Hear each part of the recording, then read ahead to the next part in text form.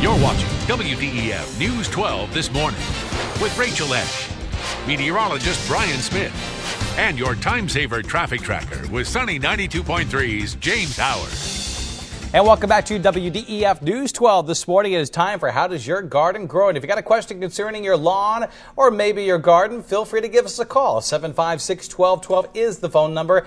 Tim Holcomb joining us from the Holcomb Garden Center. He is here to answer any questions you may have. Again, the number is 756-1212. And obviously the mums are in season. They're blooming. They're looking good. Just a vast majority of colors out there that we can choose from.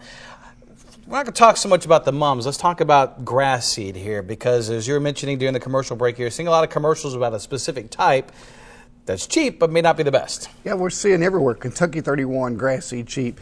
50 years ago, Kentucky 31 was the best you could get. That's not the case now. It's the worst on the list of all the ratings and the test trials. But the problem is they're old fields. So certainly the seed's inexpensive, but you also have a lot of weed seed. All I would do is encourage you to look at the tags. It'll tell you if it has weed seed, how much, and it'll also mention noxious weeds, or I like to call them obnoxious weeds, because once you get them, you can't get rid of them. So don't pay money to add weeds to your lawn. Get a good grade grass with no weeds in it. All right, so we're going to be answering your questions here. Again, 756-1212, answering your gardening questions as we move into the fall months. Our first caller is Needy. Good morning to you. Good morning. Hi. Good morning. I have an unusual question probably, but I was wanting to know, is there any kind of vegetable that I can grow in a pot in my house if I keep it in a window? Well, certainly the easiest to do would be a lot of the herbs. We have a good selection of herbs you can grow indoors in windows and use them for cooking all through the winter, and you can take them outside on the porch next spring. But that would be the easiest to use of any of them. Our next phone caller is Crystal. Good morning to you, Crystal. Good morning. Hi. I have a question. I have some elephant ears, Yes, and ma'am. I was wondering, when is the best time to either dig them up and bring them in or cut them down? Well, you typically want to do that before the first frost. So sometime by the middle of October, you want to dig those up and bring them in. You can keep them in pots and keep them growing indoors all winter, or you can let them go dormant and just store the bulb and plant it back out next spring. Might be December before we see our first frost. Where we're going. Our next phone caller is Sue. Good morning to you, Sue. Good morning. Hi. Good morning. I have a question about a gardenia bush. Yes, ma'am. It's gotten awfully big. It's almost like a tree now. Okay. And is it safe to trim those back? Well, it's safe to trim them back, but it's best to do it next spring. What may happen if you trim it now, it's going to be a little more exposed and unprotected, and if we have a bad winter by chance, that it may do more damage or freeze it back. So it's best to wait till after the freezes are over next spring and then trim it back and feed it good, and it'll flush out and bloom for you next summer. Once again, we're answering your gardening questions this morning at 756-1212 with Tim Holcomb from the Holcomb Garden Center. Our next phone caller is Mike. Good morning to you, Mike. Morning, guys. Good morning. Tim, question on raspberries. I have them that last until the fall, until a freeze, but especially during the hot time of the year, they tend to get a white appearance to some of them. Not all of them. Some of them are fine, but a good number of them get this white appearance. I don't know if it's a virus or what it is. Do you have any recommendation for that? Well, it's typically more just heat related. It's summer related. I mean, raspberries tend to prefer cooler nights, and they do very well up north. We're a little on the south side of how well they perform. That's why in the fall you'll get them right on up to cold weather. There's not a lot you can do about it. Keep them well watered and fertilized, and they should still be fine for you. Pat joining us now. Good morning to you, Pat. Good morning. Hi. I'm wanting to move to knockout roses. Should I do it now or should I wait? You can do it now. It's best to do it in the winter if you can wait that long, because they're going to be big, beautiful, and blooming this fall. But if you want to do it now, cut them down to about 12 to 18 inches tall. Plant them in a new location with good soil, water them with root stimulator, and they should be growing and blooming before freeze this winter. Andrew is our next caller. Good morning to you, Andrew. Yes, I would like to know how to fertilize my grass and keep it green over the fall. What kind of grass do you have at this time?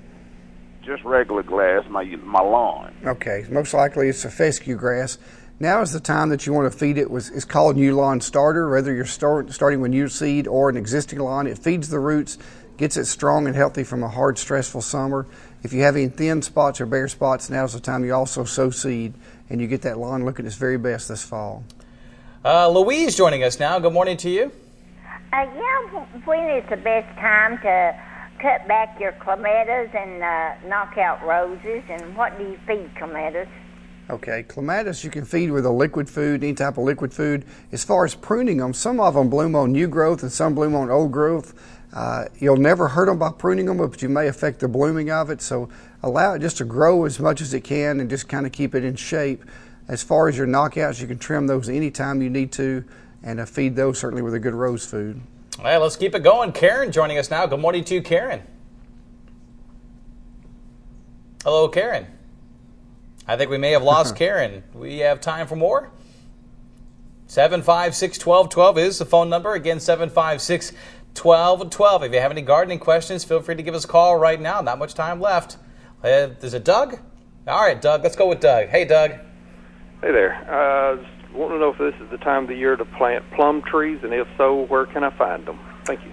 Well, it is a good time to plant plum trees, and we have them at Holcomb's. You can get the ornamental plums, which are mostly for the flowers and the leaves, or you can get the fruiting plums, which are certainly grown for the fruit.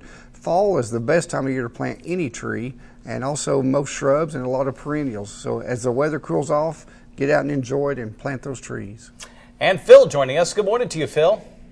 Yes. When and how do you prune a fig tree?